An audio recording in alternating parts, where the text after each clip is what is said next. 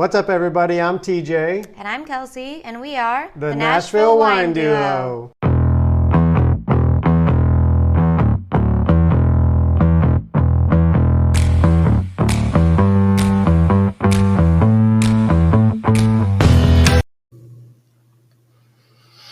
Well, it's bubbles time. It's bubbles time. This is a really special podcast because we love bubbles. We've talked about bubbles, but we haven't talked about Prosecco in particular. So we are talking about Prosecco today, and sounds like it's going to be really good Prosecco. Well, we are honored to have the winery owner himself, of this Bellenda Winery. Wonderful Prosecco. So yes, Umberto Cosmo of Bellenda Umberto Cosmo of Bellenda Winery. Honored to have you. Yeah. He flew all the way in from Italy just to be on the podcast. Well, I don't think that's wish. why. But I wish. You wish. Well, thank you so much for being here, Umberto. It's a pleasure. Yes. Yeah, so we would love it if you would just maybe dive us into your story and how you ended up in the wine world and specifically making Prosecco.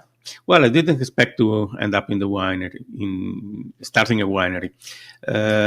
Because, yes, we had the vineyard in the family since generation. But until 1986, we used to produce only a little bit of wine for the family and selling all the other grapes to other producers. Then later on, those years, my brother graduated in enology, so he's now the actual winemaker together with Paolo Stival and other enologists at the winery. And my dad gave us the possibility to start our own winery. So I remember the first time we had 2 tanks, a press, and then it started with a 2-man company first, and now we are 3 brothers running the winery. And this is our history in brief. Yeah. Wow. So it's a family business. It's a family business. We run about 35 hectares, so it's about 100 acres directly owned. And we have 65 more from growers where we have a long-term agreement. So they work according to our policy. Okay. All the same varietal for the Glera grape for the Prosecco? For Prosecco, we work 100% Glera grape, except for the Rosé, where we have 10% of Pinot Noir. Okay. But we as well produce some other sparkling wines based on Chardonnay, Pinot Noir, and some other things. Sometimes we like to challenge ourselves also with different varietals. Yeah. But it's a minor part of our work, real work. Our real work is producing Conegliano Valdobbiadene, Prosecco Superiore, because we come from the very steep hills where Prosecco was born. Because Prosecco was born on the hills between Conegliano and Valdobbiadene, 2 small towns located about 60 kilometers north of Venice. Just beside the Dolomites. Dolomites are just north of us, so we benefit from the sea, Adriatic Sea warmth that sends us the warm air during the morning. But as well, we are lucky because we have the mountain just behind us, behind the winery, behind our hills. And this means that during the afternoon, we have the cold wind coming from the mountain that really get the temperature to go down. And this helps to maintain the aromatic characteristics that we need for sparkling wine production. Mm-hmm. Making a sparkling wine is not like making a still wine. Still wine requires body and sometimes has to be a little bit powerful to be a good wine. In sparkling wine, we need elegance. Mm-hmm. So we don't need big punch in alcohol and body. We need an elegance between all the different elements, and especially the acidity is very important for us. So what with the acidity, what's important about it in Prosecco? Because it maintains the freshness when you drink it, because sparkling wine is a special wine that has some bubbles inside, and the bubbles act in a special way in your mouth, because so you feel a little bit less the sugar that is in it, because it puncture your tongue. Mm-hmm. And also the bubbles helps to express a lot the aromatic characteristic of the grape. Mm. Okay. That's amazing. Wow. I'm excited. So why don't you talk about this first one that we're going to try? Well, we are trying now the Fratelli Cosmo. Fratelli means brothers, so it's Cosmo Brothers is something that is wine that we imagined for every day. Is a wine that you can use both as an aperitif wine, as a poolside wine, why not? Yeah. And also with the food, because our idea is to have a wine that is not really, like a normal Prosecco that sometimes has a little bit of sugar too much. We prefer to work on the lower side of the sugar, the sugar content, because we think that if you want to pair with food, sugar should not be the most important part. I think that a good acidity, a good balance is perfect for partnering the wine with your food. So how much Prosecco do normal Italians drink? Like, is it on the daily basis you guys are drinking Prosecco? Well, Prosecco is very popular. Yeah. Especially in the past years, it became very popular all over Italy, but all over the world, definitely. I think we are the most important appellation in sparkling wine in the world in terms of volumes and also money. This is important because we are at the end of a journey that started back in 1850. Because the first sparkling wines in the Conegliano-Valdobbiadene region starting in 1850. And at that time, the first winery started to produce wine because we have this glera, the grape, is a grape that got ripened late for the region. Late, it means that in 1850, it was a little bit colder than now. Now something is changing, as you know. I don't know why, but it's changing, definitely. Yep.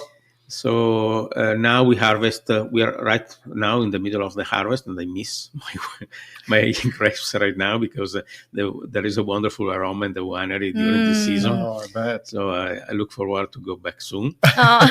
And but the grape got ripened usually at the end of September, beginning of October. We are near the mountain. We are in the northern part of Italy, so we can have very cold nights. And at that time, wineries were not fancy wineries like the one that we have now, so closed.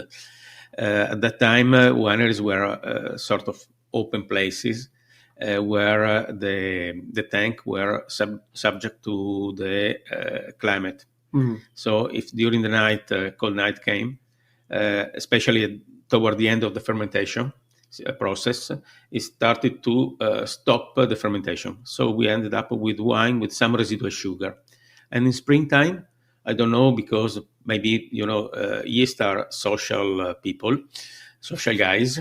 And when they sell this wine to the local osteria, I mean the wine bar at that time, they feel the people chatting in March, and so they started to revamp, and they started to ferment again, and so the bubbles started to create in these places. Luckily, we had in our town in Conegliano, we had the first enological school in Italy, the second in Europe, the second in the world, and they started to study this phenomenon, and so they started to work on the process of re-fermenting the wine, first in the bottle, and then they developed the re-fermentation in the tank. Wow. So yeah, this has been going on for a long time. Oh, yes. Yeah, carrying on a All legacy. families has a tradition of producing wine at home and producing their own sparkling wine. So I brought here one example of the wine that was used in the families. Was not intended for the market, but later on the market discovered it, and so now we produce it also for the market. And you're referring to Pet Nat? At the Pet Nat, yes. Okay. Yeah, okay. Would that be the Glera grape as well? Yes, is an appellation wine, is Conegliano Valdobbiadene, and yes, it's gaining popularity. Yeah. Okay, I got to ask a real question. I want you to be 100% honest. How do you feel when you see people add orange juice to Prosecco? Nothing bad. Oh, Nothing good. bad. Okay. Okay. You know, all right. Why Mimosa is a good word then. Why not? Okay. Okay. He's like, don't. I had to ask. Yeah, You know, you had I to mean, ask. I prefer plain Prosecco. Yeah. yes. But do Italians do? I mean, is mimosa a thing in Italy? We do. Okay. Well, mimosa has been invented in Venezia by Arrigo Cipriani. So Okay, so it started there. Started okay, there. I wasn't sure Yes. if it was like an American thing. You know, No. it's like Bellini, Mimosa, everything was born in Italy because at the very beginning, Prosecco was popular only in Italy. Yeah. And Yeah. so, we developed also other way to use the wine. I think there is nothing bad in using a good wine for a good mixed stuff. oh, I love Okay. hearing you say that. Yeah. Yeah, Yeah, because I think it's, we meet some people sometimes where I think they really put wine in a box, and then some people feel like, oh, I'm doing the wrong thing a lot or things like that. And, they feel like I'm only allowed to do things a certain way. And I think it's meant to be fun, and it's meant to be enjoyed, and it's meant to be with people, and Yes. and not a judgmental. yeah, and we're all about enjoying what Yeah. you like, how you like it. Yes. Some Why people not? put Why not? Wine is meant to let people to interact, to enjoy together. yeah, And I think there's nothing bad if during a hot summer you can mix some fruit juice or make a spritz with your Prosecco. yes, Yeah. All right, I love hearing that. All right. Well, let's try this wine. We haven't Yes. tried it yet. Okay, let's try. Cheers. So, cheers. Cheers. I don't know if I can reach my short arms. So this is made with 100% Glera Mm. and come from the hills north of Treviso. Mm. And this is a wine that is intended as an everyday sparkling wine. Because is in the right price point. I think that Prosecco is the kind of wine that made sparkling wine accessible to everybody. Before Prosecco, sparkling wine was mainly champagne, and champagne was not for all the people. Right. It's a sort of democratic wine. It's an affordable luxury. Affordable luxury. Yes. Yes. Sorry, our cat, he does this with every person we have over here. I just I have 2 cats at home. Okay, well, good. I know how to manage them. Oh no, he's gonna try Now, to get do you have push him down. cats and dogs in the winery, like in the vineyard? Yes, in the vineyard, my 2 cats go in the vineyard. Yeah. But in the vineyard, we are proud to have our sheep. Oh. We have a bunch of sheep Very that help cool. us during the fall and winter to keep the vineyard clean. Yeah. And also they have some side effect, as you might know. Right. Yes. So they help us to maintain the environment in the right way. We have our honeybees, which is important because bees are very sensitive to pesticide and this stuff. Mm-hmm. So having the bees, I think that people understand how we work. Yeah. Yeah.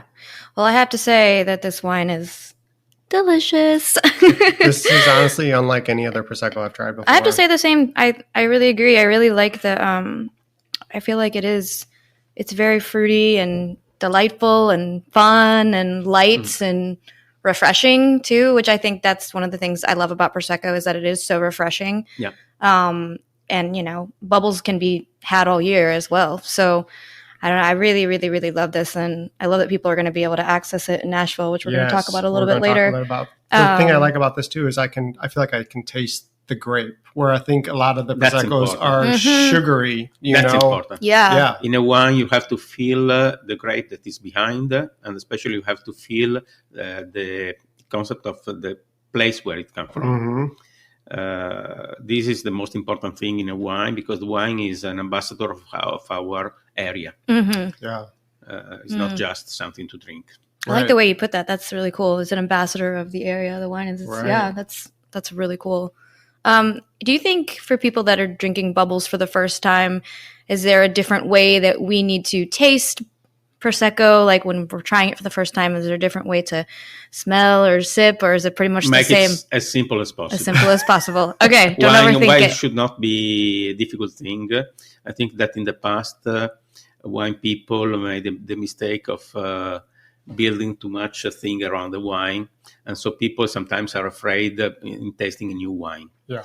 Because they look at the wine list, and the first thing that they look for is a wine that they already tasted, and they choose that wine because they are sure about that.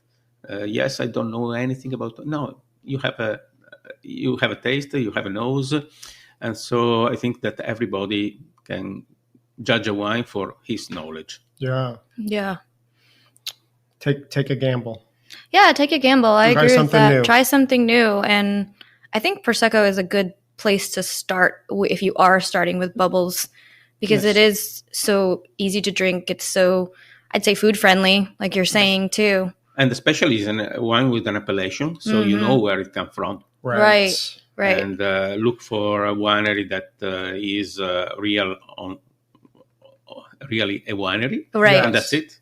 Yeah. Right. Easy. There are so many wineries. If Prosecco became popular, it is because most of my colleagues are very good producers. I'm very proud of living in an area where we are many producers that work in the right way. So not just 2 or 3 of us that work in good, but many producer work. So we are only in our small appellation of the small, not so small, but the Conegliano Valdobbiadene area, we are 250 wineries. And it's an area that is fairly small. Is as you can see, the hills are very steep. Wow. Everything is done by hand. Wow. And this is very important to tell to the people that each single grape is taken care of by a real person. Wow. A lot of TLC going into this. A lot. You know, here in the States, we being in the wine industry and educating people about wine, a lot of people refer to any kind of bubbles as champagne. They'll say, do you guys have champagne? Yeah. And so for us having to say, well, there are tons of different kinds of sparkling wine. Prosecco, is Italian. Cava is Spanish. Champagne is champagne. But there is sparkling wine that comes from France that's not champagne. But it's just, as Americans, I think they just call it champagne, but they just want bubbles, Don't worry. In Italy, it's the same. Right now, most of the people refer to a sparkling wine as a Prosecco. Okay. Give me a Prosecco. Oh, any sparkling wine became wine. a Prosecco because it's so popular. So it's the same kind of issue. We have a lot of different appellation, smaller in size, but very good appellation in Italy. And I think they deserve their own name.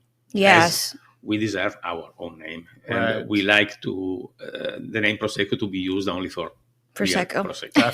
Definitely. Makes sense. Yes. Well, you want to try the next one? Yes, let's do it. I think we can go with Brut, Sanfermo. I'm very proud of these because has been our first wine when we first opened the winery back in 1986. Oh, I love that sound. Oh, do you need to? Did you bring that for the note? Yeah. Okay. If you need to pour yours out, you can pour some too. Thank you. It's so clear. Look how clear. Yeah, beautiful. This come from the classic area of Prosecco, is a DOCG. In Italy we have 2 different appellations, DOC and DOCG. Now, what's the difference? The difference is that both are controlled appellation. So the appellation, they come from a specific area. But the G means guaranteed. So it has double the control that we have in the DOC. Not that the DOC is not controlled, Right. but this has far more. Each single batch is tasted by a commission, and they tell you if you can bottle or not. Oh. If it can bear that label, the seal of the DOCG. Yeah. Yeah. So should consumers shopping look for DOCG labels on? Yes, they are 2 different wines. They come from 2 different regions. Yeah. And this is important. DOC is a little bit less expensive because we can produce a little bit more in the vineyard. DOCG come only from the steepest vineyard and is very labor intensive. So it costs a little bit more. Yes. I know that people expect that Prosecco costs all the same. But Prosecco is not gasoline. Mm-hmm. Prosecco comes from the work of the people. Yeah. And so there are different wines with different prices because there are different work behind and different value. Yeah.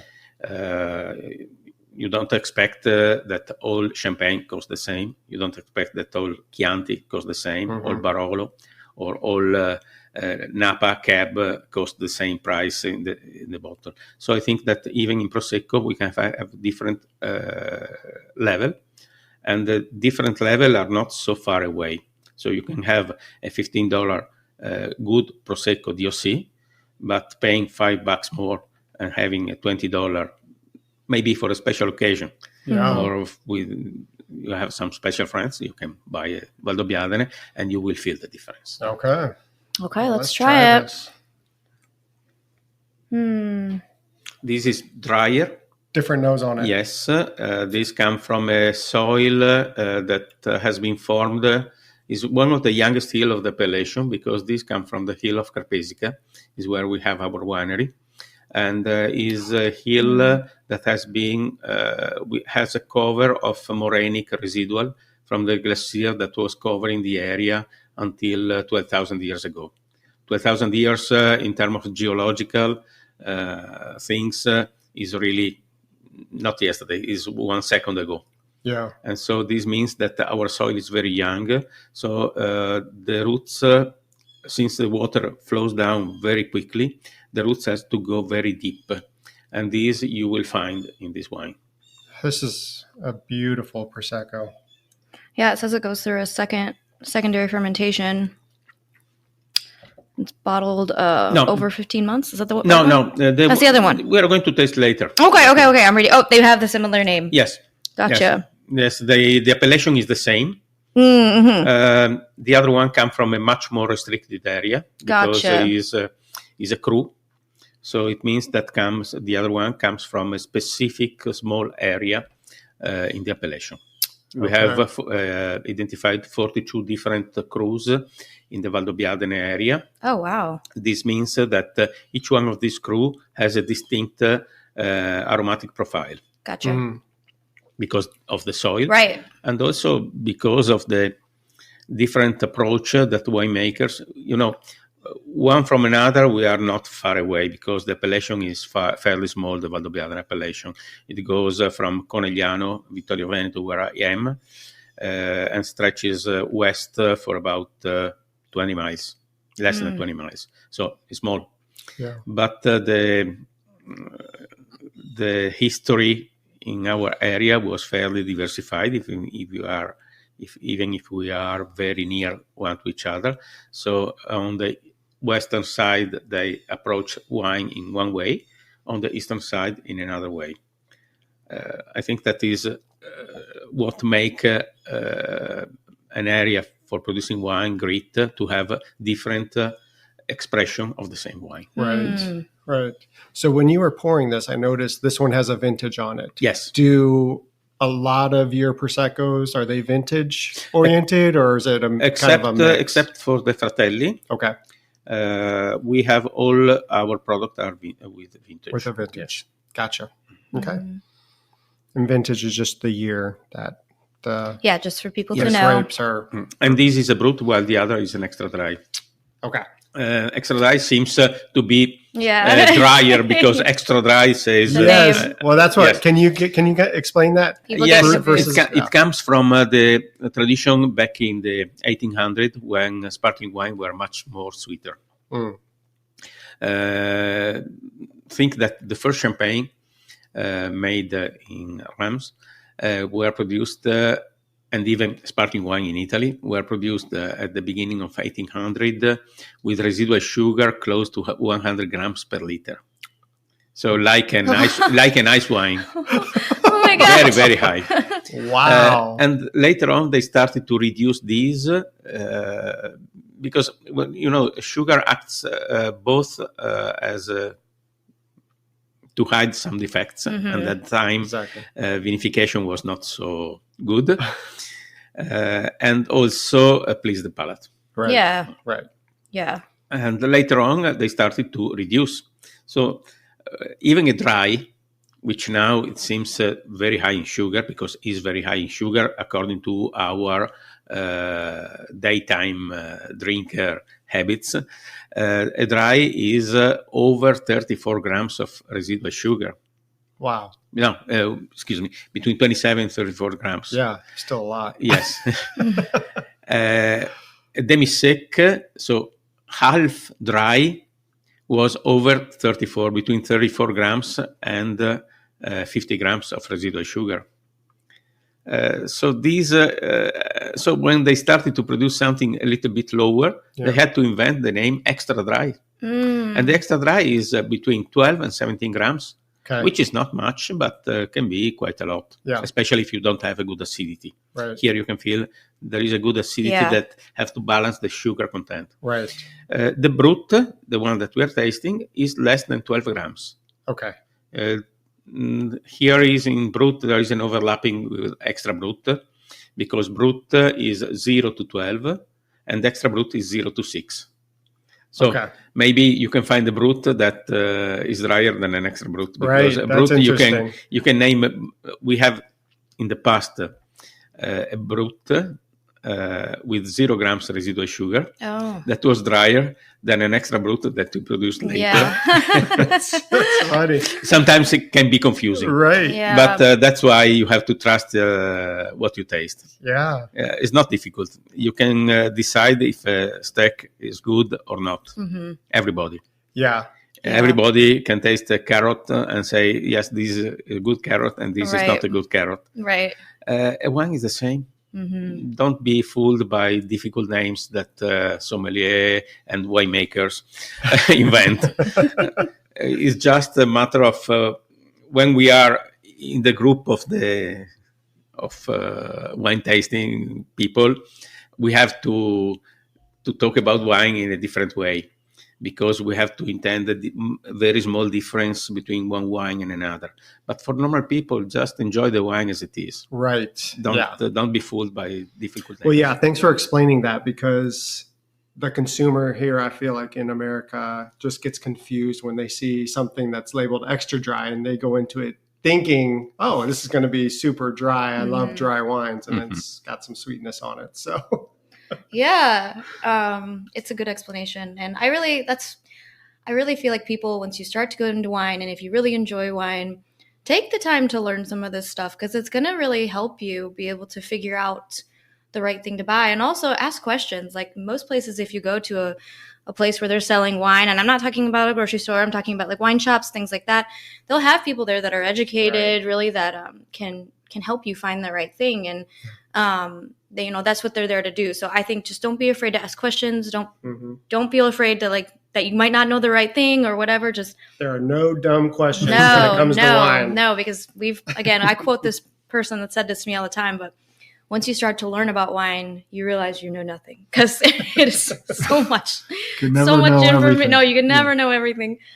So we wanted to dive into one more, but we also have another person that we want to introduce. Yes. So the whole reason this podcast happened was because of Bob. Yes. And Castellani. Bob Castellani. I'm Italian. Yeah, I figured your last name sounded Italian. So he's the owner of Specialty Cellars, which is an importing... Founder, owner. Yes. We're an importer based in Southern California, and... our whole mission is to find wonderful family wineries like Umberto's and bring them into the U.S. and spread the love throughout the U.S. That's awesome. So we import and distribute in about 20 states. So, great. So tell us how you got involved with Bellenda Winery. Oh, gosh. That goes back, 10, 20 years? Almost 20 years. Yeah. So he had his product in upstate New York and Western New York at stores that I grew up working in. And I fell in love. I tried the Proseccos, and I was in California, and I started working with them in California. And over time, we expanded, and now we're working with them in over a dozen states. Wow. So it all happened from tasting. It came from a simple tasting, and I love the packaging. It stood out in the market. It was a family producer. The quality is in the bottle. The price point was very good and attractive. So we just thought there was a big market opportunity. and we've been pursuing that, and we're just about to introduce it into Nashville. Yeah. So we're excited to launch it into Tennessee this week. That's awesome. So, well, let's open the next bottle and cheers to that, because that's awesome. I'm excited. So what are we going to open here? We're going with the wine that I was talking about before. Is our pet nut. Pet nut is what sometimes is referred as the first Prosecco. Was not really in the bottle at that time. Was just sold in bigger container, but was fizzy anyway. This was born because people in the 60s could, my region now is an affluent region. The people stay there. It's not Still a little nervous. Don't You're worry. a little close. He's a trained professional. I know, exactly. He's done this thousands or millions of times.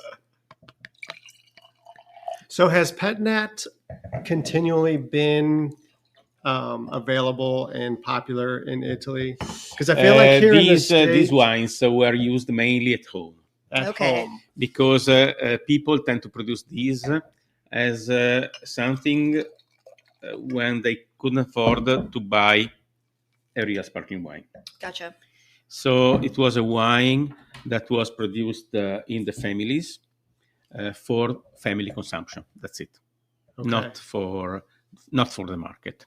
So when did it make that shift to be like in the market? Well, in the area, we started, as a group of producers, we started to sell the Colfondo in the 70s of last century, 1970. Okay. But only for local consumption. People remember my dad going with, let's say, to a small producer to buy a few cases of this Colfondo. Later on, people started to discover it, and so they like this concept of this cloudy wine because it's a little bit cloudy, with a distinctive aroma of yeast. So where does the cloudiness come from? From the yeast, because while these is bottled, these and the Metodo Classico are bottled without the yeast inside. This has the same process, is natural fermentation as the others, but here the yeast is left inside the bottle, so it's not degorged. So you're not filtering it? Yes. It's unfiltered. Gotcha. Yeah. Wow. I love it. I love it. Love it. So good. So it's a wine that we use at home with friends, cutting some salame or some cheese, and that's it.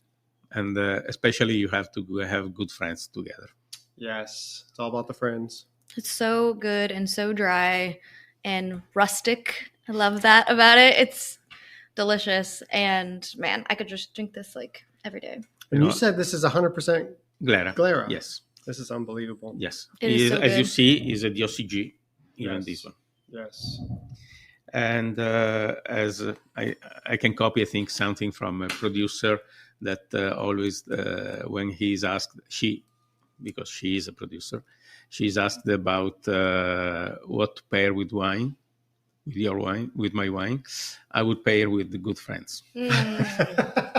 I love that answer. Yes. And she's a producer that I know very well because she's my wife. Oh! I have a competitor in my family. So we had said off camera, you were like a little surprised that people in Nashville would be interested in pet nuts. Yeah. So I have a little bit of a theory behind it. And we actually have a lot of people that really like sour beer in Nashville. And you find that these people that love sour beer, they try this and they are massive fans of it. For some reason, it kind of reminds them a little bit of it. Yes. Yeah. It so does. I think It's that almost- might be the appeal. So we have this culture here. And I don't know, I think people are also, the young people in particular, I think are starting to get more interested in, I think they like the idea of natural wine.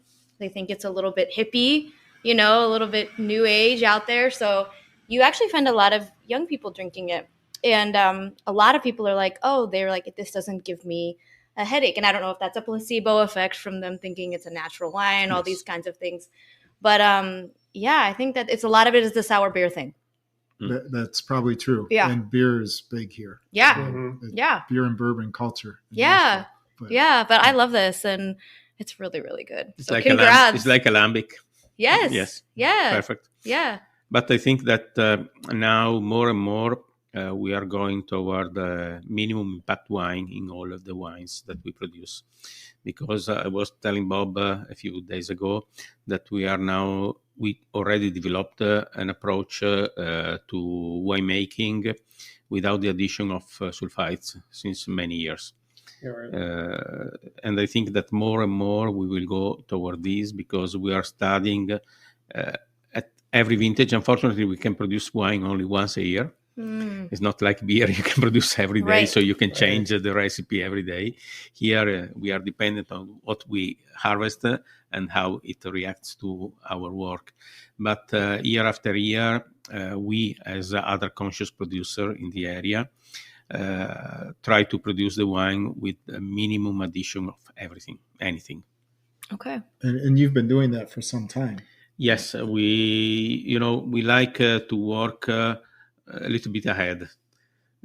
Sometimes we made mistake, but it's a mistake that you have to do to understand that to find another way. But this is important, not to give up and to continue to try new things. Yeah. Right. Continuing to be innovative. Always changing, always growing. Always changing, and the world's Yes. always changing. The weather's always changing, so you got to be continuously changing. Yeah. Yes. So, yeah. So tell us a little bit about, we're excited about it coming to Nashville. Like, what's kind of the game plan? What do you see for the future? Well, we're launching today at a store, a small shop in Franklin, St. Goose, which focuses on natural wine. So we're going to be doing a press and trade event there. And then we've partnered with a distributor in the area, Tennessee Craft Distributing, and we're just going to start getting it out in the market. There's a new restaurant opening in Franklin that's going to feature a few of the Proseccos from Umberto, the Bellendas. And then hopefully we'll get more and more retail and restaurants That's awesome. to understand and see the quality and the wonderful story behind these Proseccos, get them in the market here. So I think that they're going to be really successful. Oh, it's unbelievable. Just the quality and what they, how they taste. So, And when you hear the story and you really know where it's coming from, what you're getting, for me, it changes. Yeah, there's a lot of Prosecco that's mass produced, and Right. we all know that, but it's hard to find a quality family producer that handpicks and takes care of the vineyards, sustainably farming, and they're priced pretty well considering all the effort that goes into them. Yeah, what's the price range on most of them? The Fratelli line is typically around $15, $16 retail. Wow. And then the San Fermo, the Superiore will be about 20, low 20s, and probably 25 or so for the Seuno and the Petnet. Which is honestly excellent pricing. Yeah. Yeah. So That's incredible. they're affordable everyday drinking Proseccos. Yes. Yeah. Okay, so tell everybody where they can find you guys on Social media. learn more Yes. about the vineyard and what you guys are doing. Well, in social media, there are some news sometimes Yeah. when we have time from everyday operation in the winery and in the vineyard. So we have a Bellenda 1986 hashtag. Yes. And then we have our website that is available in English too. So you can find all the information. But I think that the best way is if you have any question, just write us and we will be glad to answer to any question that you may have. Yes. Awesome. Well, we'll tag you all in this so that Yes. people can easily go to the website and Instagram and Facebook and find you guys. But this has been huge learning. Yeah, so educational. Thank you so Yes. much for being on here with us. Yes, letting us try this awesome Prosecco. So cheers to Cheers. Umberto and Cheers. Bob. Thank you. Yes. Cheers. Bellenda Winery. So exciting.